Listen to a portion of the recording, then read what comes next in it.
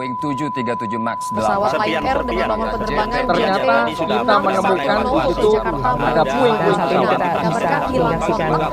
Presiden Jokowi 13 menit berudara di yang lost contact. Saya akan terus untuk mencari saudara-saudara saya ini.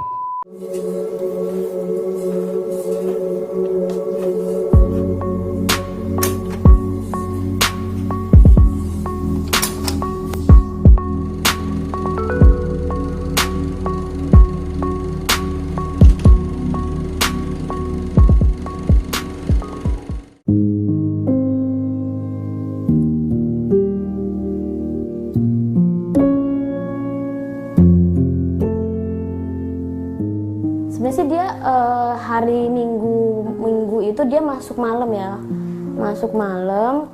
Dia tuh minggu pagi pulang kan. Terus dia bilang, saya capek gitu kan, mau tidur, nanti bangunin ya kalau duhur gitu.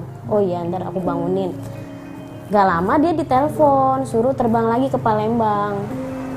Pada waktu itu, cuman dia nolak karena capek, baru datang suruh berangkat lagi gitu kan. Ya udah terserah mau diambil apa enggak, saya gituin kan. Enggak deh, tidur aja kata dia gitu. Ya udah tidur, akhirnya jam 2 itu saya bangunin, sholat segala macem. Udah gitu ya biasa main sama anaknya. Terus nggak lama jam 6:30 kerja gitu kan. Kerja ya seperti biasa, cium anaknya, saya salin gitu kan, terus dia cium kening gitu. Cuman ya pas itu ada kejadian aneh, cuman saya nggak ngeh gitu kayaknya baru ini. Nah setelah dia cium kening itu dia balik lagi dari kamar dari ruang tamu itu dia balik lagi. Terus dia tuh cium bibir saya sama peluk. Nah itu saya bilang, kamu kenapa gitu kan, nggak biasanya kayak gini ya.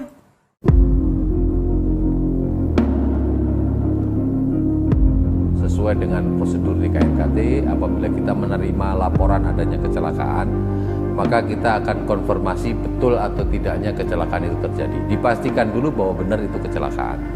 Kemudian kita menghubungi beberapa pihak, antara lain Lion Air, kemudian Airnav Indonesia, untuk mencari tahu beritanya.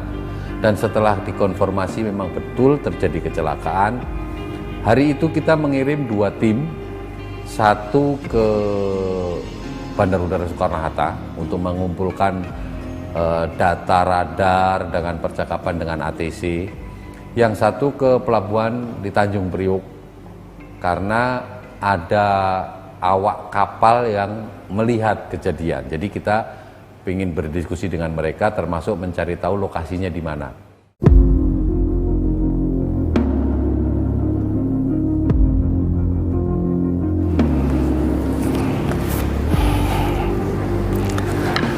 Terima kasih. Pada saat penerbangan Lion atau JT610 akan terbang, seluruh operasional layanan navigasi penerbangan berjalan dengan normal. Hal-hal yang dilaporkan oleh pilot ya JT610 merupakan hal standar sesuai dengan standar operation procedure atau SOP yang berlaku pada pelayanan navigasi penerbangan. Udah aku berangkat ya gitu. Nah berangkat kan waktu saya kontraknya di belakang sini kan.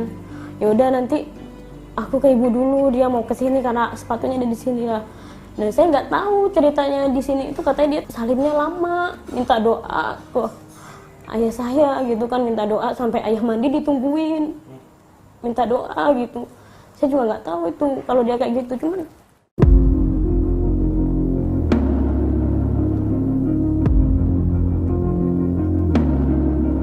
maka pada kasus hari itu kita langsung membentuk tim, dan tim bertugas untuk mengumpulkan data awal, apa saja informasi awal yang sudah bisa diperoleh.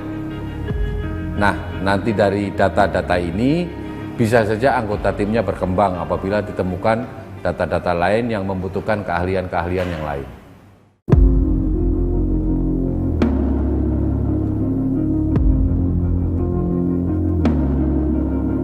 Lagi apel pagi di depan kantor pusat Basarnas, tiba-tiba Basarnas Command Center itu mendapat info itu ya udah sekitar jam 5.20 dari Air Traffic Control bahwa telah terjadi lost contact pesawat Lion Air JT610. Nah, kemudian secara langsung dari BCC kemudian menghubungi saya. Nah, kemudian saya langsung menyampaikan ke pimpinan untuk apel hari Senin itu untuk tim yang di lapangan yang bertugas langsung tidak mengikuti apel, kemudian langsung mempersiapkan perlengkapan dan peralatan untuk segera aksi untuk melaksanakan kegiatan pencarian dan pertolongan terhadap pesawat Lion Air JT610 yang mengalami lost contact.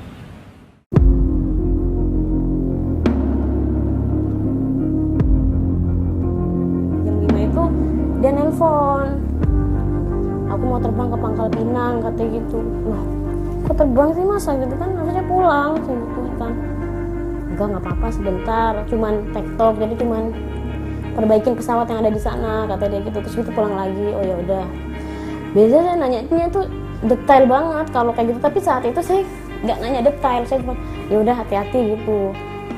Ya udah dia masih WhatsApp gitu kan, aku berangkat, aku udah pesawatnya udah boarding, sampai itu tuh dia masih ngabarin ke saya gitu Mas. Cuman karena saya waktu itu sama anak saya masih kecil ya, itu ya anak saya, jadi saya nggak lihat HP. Pas saya lihat HP udah 6:30, saya balas udah checklist gitu kan, oh berarti udah berangkat.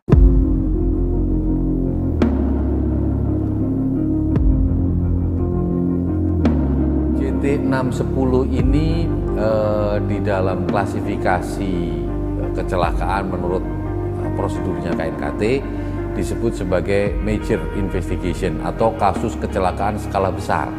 Pada saat itu KNKT melibatkan investigator kita, ada dari engineering, itu ada investigator yang sehari-harinya bertugas sebagai dosen di ITB, ada tim dari human factor dengan latar belakang psikologi dan kesehatan, dokter kesehatan penerbangan. Kita juga melibatkan dokter forensik. Jadi memang kasus skala besar ini maka semua sumber daya KNKT akan dikerahkan, maka investigator-investigator yang ada di luar kita panggil. Total dari KNKT yang terlibat waktu itu ada 25.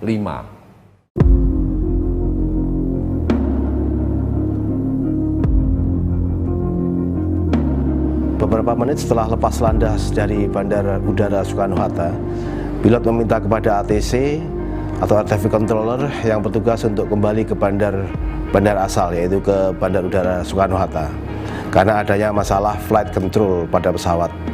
Pilot beberapa kali menanyakan posisinya kepada ATC karena pilot tidak mengetahui secara pasti posisi pesawat tersebut.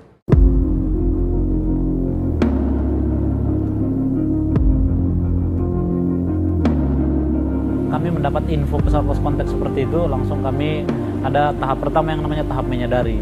Nah, di tahap menyadari itu kami langsung mempersiapkan perlengkapan dan peralatan sesuai dengan fungsinya.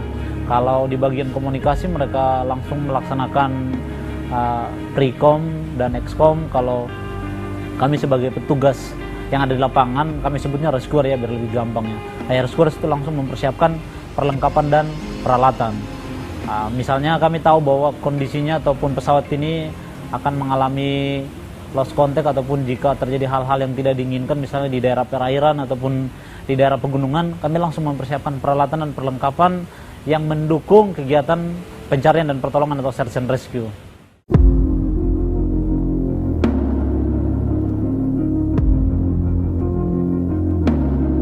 Gak ada firasat apa-apa pada waktu itu, main sama anak saya, cuma kok ini nggak ngabar-ngabarin, udah 7:30. Biasanya itu dia saat dia udah landing dia pasti ngabarin, aku berangkat lagi gitu. Tapi ini kok nggak ada kabar, 7:30. Cuma saya pada waktu itu positif aja, oh mungkin baterainya lowbat, karena pernah waktu itu baterainya lowbat kan. Ya udah positif aja. Sampai jam 8:30 saya tungguin. Oh biasanya udah nyampe, harusnya udah nyampe ke Suta itu kan.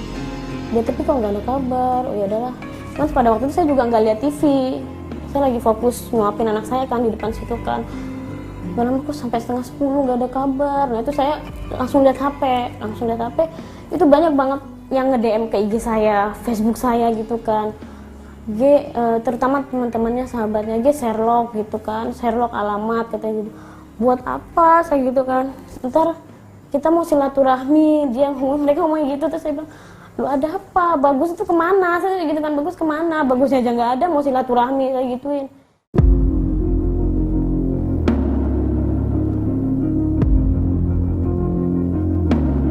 ACC dengan segera merespon situasi ini dengan membimbing dan memvektor pesawat kembali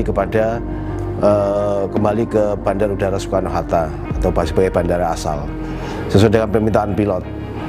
Saat dalam perjalanan mendarat, pilot masih merespon instruksi dari ATC, tapi setelahnya tidak terdapat lagi respon dari pilot. Waktu terbang saat take off sampai dengan hilang kontak ya adalah sekitar 12 menit lah.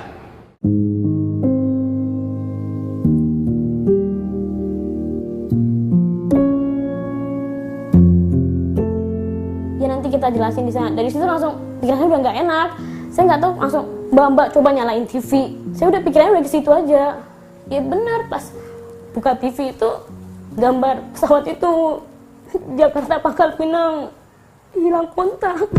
Jadi saya langsung teriak gitu kan, saya langsung nangis. Iya keluarga sini, bukan si Bagus, enggak, itu udah pasti itu pesawat si Bagus. Itu kan saya tahu dia pegangnya Max kan, itu Max, itu pesawat Max, itu pasti itu si Bagus. Dan dia juga bilangnya ke Pangkal Pinang gitu. Saya udah yakin di situ, saya udah kayak bener nggak sih, tapi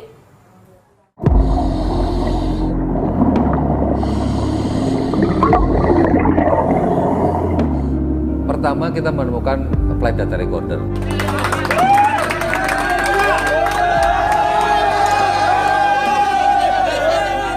Dari situ kita bisa melihat penerbangan pesawat ini seperti apa, arahnya, ketinggiannya, kemudian beban yang terjadi di kendali pilot sampai berapa kilogram, itu semuanya tercatat. Dari situ, waktu itu cockpit voice recorder belum ditemukan, kita punya rekaman pembicaraan antara pilot dengan air traffic controller. Itu adalah suara pilot yang kita punya pada awalnya. Dengan data yang ada ini, kita mencoba mensimulasikan kejadian ini di engineering simulator, fasilitas yang dimiliki oleh Boeing di Seattle. Karena fasilitas ini yang bisa mensimulasikan persis seperti pesawat sesungguhnya. Sementara kalau simulator yang dipakai oleh para pilot berlatih, itu lebih kepada fasilitas untuk membuat pelatihan, tidak bisa mensimulasikan seperti pesawat sesungguhnya. Jadi terpaksa kami harus ke Amerika untuk mencoba, dan kemudian kita coba di sana bagaimana kita merasakan kesulitan pilot mengendalikan, kemudian gangguan-gangguan yang mungkin muncul, dan kesulitan-kesulitan teknis lainnya.